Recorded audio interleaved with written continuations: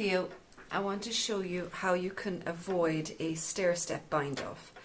Normally on shoulders, where you've got a series of stitches bound off on one row, then you come back and bind off the next one, you could end up with a step between each of them, which is quite unsightly.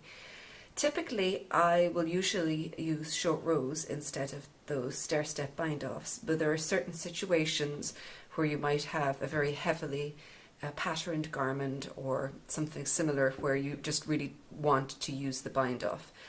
In that case, what you're going to do is, you can see here that the bind-off is at the start of the right side row, and this is the first ones that are bound off. Now we're coming along on the wrong side just to finish up before we start the next one. So what we're going to do is, that stitch is mounted backwards, we're going to purl to the last stitch. Now we're going to turn the work. Then we're going to go and slip this next stitch from the left needle to the right needle and bind this stitch over. What that actually did, because we didn't work those stitches, just bounded them off, it creates no division between the end of this bind off and the start of the next one, so that it's a smooth transition across. And that you just continue on then working to the end of the row.